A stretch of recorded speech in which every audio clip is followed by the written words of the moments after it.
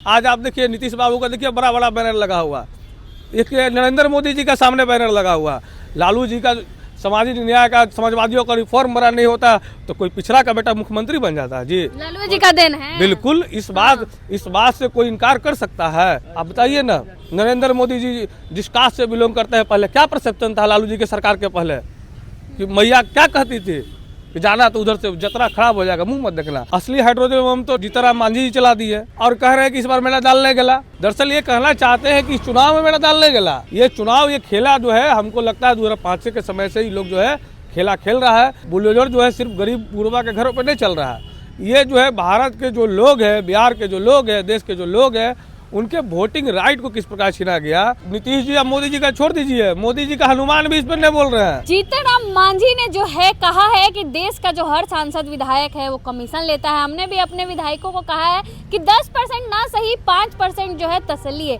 इसको लेकर जो है अब सभी जो है सांसद विधायक सवाल के घेरे में है। हमारे साथ सूरज यादव जी हैं, समाजवादी छात्र सभा के अध्यक्ष हैं। क्या कुछ कहेंगे? जीतनराम मांझी सारे विधायक सांसद पे सवाल खड़े कर रहे हैं। आप देखिए इस बात को कि कितना विडम्बना है इस बिहार का कि उनका अलायंस का एक पार्टनर एनडीए का जीतनराम मांझी जी स्वयं इस बात को कर रहे हैं कि जो कमीशन जो है कि लो। अब बताइए, सवाल ये नहीं है कि कमीशन कौन ले रहा है, सवाल ये है कि ये सरकार के लोग और तमाम एनडीए का जो संगठन के लोग हैं वो अब तक चुप्पी क्यों बनाए हुए हैं। बिहार जो अभी चुनाव हुआ, इतनी बड़ी मेजोरिटी मिली, किस प्रकार मिली ये सब लोग जानते हैं, लेकिन हम लोग समाजवादी लोग हैं, भारत के कॉन्स्टिट्यूशन पर विश्वास करते हैं, तो हम लोग माइंडेड को एक्सेप्ट करते हैं कि भाई जनमत मिला है, सरकार चलाओ। लेकिन मांझी जी तो ये भी बता दिए ना कि कैसे 2020 में उनका विधायक हार रहा था 2700 वोट से, वो डीएम से फोन करके जितवा दिए। इस बार भी अगर फोन आ जाता उनके विधायक का तो जितवा देते। राहुल जी कह रहे थे कि हाइड्रोजन बम का इस्तेमाल कुछ इस तरह का। असली हाइड्रोजन बम तो ये जीतनराम मांझी जी चला दी है।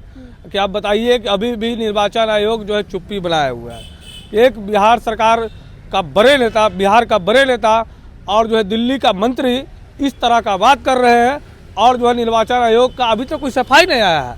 ये लोग समझिए कि डेमोक्रेसी को जो है बुलडोजर से रौंद दी है।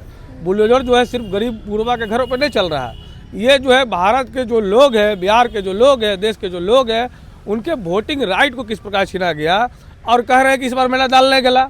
दरअसल ये समझिए इस बात को, दरअसल ये कहना चाहते हैं कि इस चुनाव में मेरा दाल नहीं गला। ये चुनाव, ये खेला जो है, हमको लगता है 2005 के समय से ही लोग जो है खेला खेल रहा है। ये जब तक ईवीएम रहेगा इस तरह का खेला होते रहेगा। हमारे नेता तो पार्लियामेंट में कहा कि जो है कि ईवीएम को बंद करो, ईवीएम से नहीं बंद करोगे तो हम लोग ईवीएम से जीतेंगे, ईवीएम को हटाएंगे। बताइए कि जब दुनिया में कितने बड़े देश है, जापान के सामने हम कहाँ खड़े हैं, जर्मनी के सामने हम कहाँ खड़े हैं। उन देशों में जो समृद्ध देश है, जो विकसित देश है, उस वहाँ पे जो है ईवीएम से न वोट होकर जो है बैलेट पेपर से हो रहा है। हम लोग तो विकासशील है। अब देखिए कि हमारा जीडीपी जो है कि बांग्लादेश और पाकिस्तान के से भी, बांग्लादेश से भी नीचे आ गया है। लेकिन जो है कि ये लोग देखिए, दरअसल ये पूरा जो है चुनाव आयोग के तमाचा जो मारने का काम जीतनराम मांझी ने कहा है और बिल्कुल ये सही बात बोला है। उन्होंने इस बात को तमाम, ठीक है हमारा विरोध जीतनराम मांझी जी से हो सकता है, लेकिन जो उन्होंने वोटिंग पे बात किया वो सही बात किया है। और आने वाला समय में दरअसल ये इस बात को याद रखिएगा, जब तक इस मुल्क में जब भी हमारे मौका मिलेगी, देश आज ख़त्म नहीं हो रहा है, भारत का इतिहास जो है हज़ारों वर्षों से है, जब भी हमें मौका मिलेगी इस ईवीएम को हटाएंगे और जो है फिर से बैलेट पेपर का बहाल करेंगे। अब यहाँ तक कमीशन की बात है, कमीशन किसी से छुपा नहीं है। गरीब किस प्रकार बेघर हो रहा है, किस प्रकार झोपड़ियों को तोड़ा जा रहा है, नौजवान के पास नौकरी नहीं है, भुखमरी है, बेकारी है, लाचारी है, महिलाओं के साथ किस प्रकार का व्यवहार हो रहा है, ये सब किसी से छुपा हुआ नहीं है। लेकिन जो है कमीशन की बात करके जो है बिहार की जनता को जो है इन्होंने आईना दिखाया है। और ये बतावे कमीशन लेने वाले लोग हैं तो अभी तक बिहार का प्रशासन क्या कर रहा है। एक मंत्री का जो है ऑन रिकॉर्ड बयान आ रहा है, मैं अभी आपसे कोई बात बोल रहा हूँ तो ऑन रिकॉर्ड बोल रहा हूँ। यदि हम कुछ इस तरह का बात करता हूँ तो हमारी पार्टी को दिल्ली में जवाब देना पड़ सकता है। तो बताइए कि इतने बड़े मंत्री हैं, उनका बेटा जो है कि मंत्री है, उनके घर में और विधायक लोग हैं, तमाम लोग हैं। बिहार के मुखिया नीतीश कुमार को चुप्पी पर तोड़ना चाहिए, बीजेपी को चुप्पी नीतीश तोड़ना कुमार चाहिए। तो कहते हैं ना हम किसी को फंसाते हैं ना बचाते हैं, मोदी जी कहते हैं ना खाऊंगा ना खाने दूंगा, तो क्या कर रहे हैं नीतीश कुमार और मोदी जी? आप देखिए ना भाई, नीतीश जी अब मोदी जी का छोड़ दीजिए, मोदी जी का हनुमान भी इस पर नहीं बोल रहे हैं।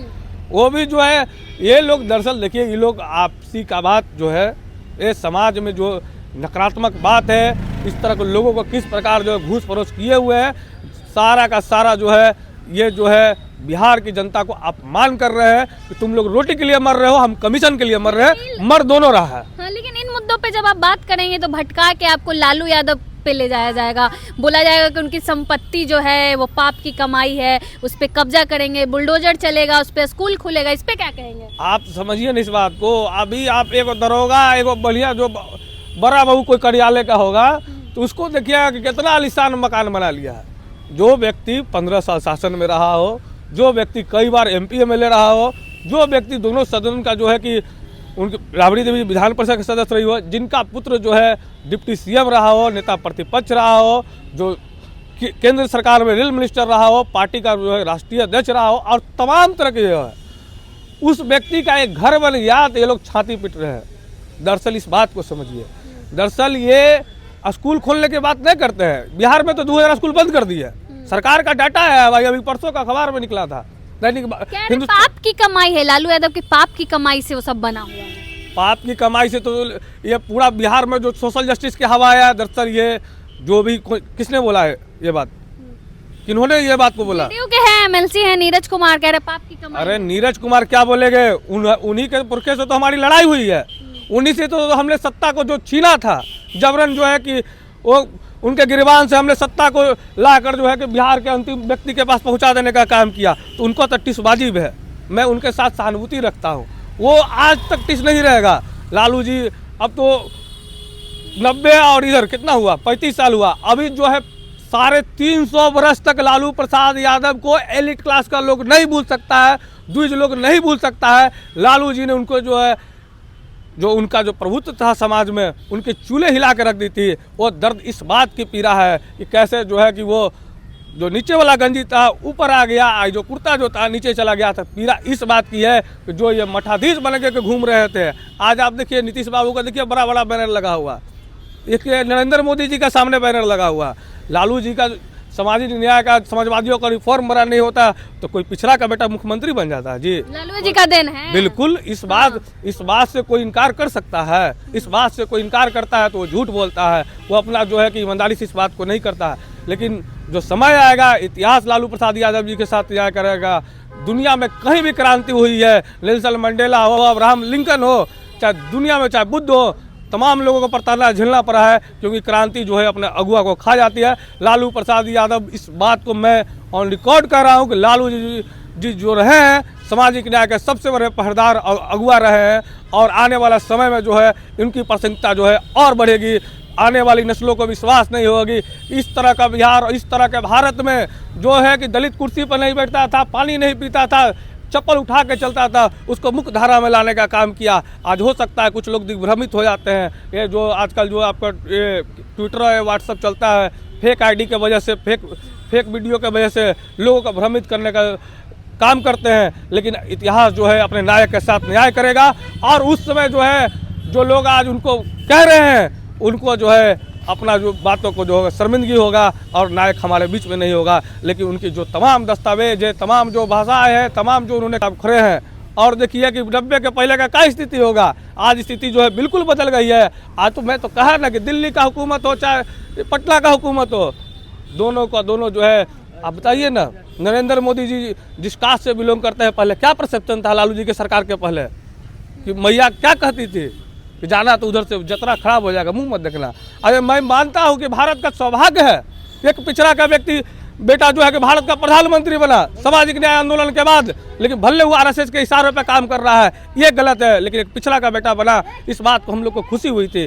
चलो भाई, किसी भी प्रकार का बना, जिसको समाज में सबसे दबाए सताए हुए कौन लोग हैं, दलितों से ज़्यादा जो प्रताड़ित हुआ कौन लोग है, किसके चेहरे पर मुँह नहीं देखा जाता था जतरा के समय में, लेकिन ये उन्हीं लोगों के साथ मिल गए। जो एक कहते हैं ना, भेड़ों ने जो क्या हुआ कि जो अपने जो उनको चराने वाले लोग होते हैं उसके जो हाथ में जो सटकर आता है उसके डर से जो है अपने जो है भेड़ियों से दोस्ती कर लिया और जो है अपने पहरुआ को अपने नायक को शब्द कर रहा है। लेकिन इतिहास जो है लालू प्रसाद यादव को अपने जो है पूरा खरोश पे रखेगा। और जो है चलिए बहुत बहुत धन्यवाद। हमारे साथ सूरज यादव जी थे। तमाम मुद्दों को लेकर हमने इनसे बातचीत की। बाकी पूरी बातचीत को लेकर आप क्या को सोचते हैं अपनी राय कमेंट बॉक्स में जरूर दें। धन्यवाद।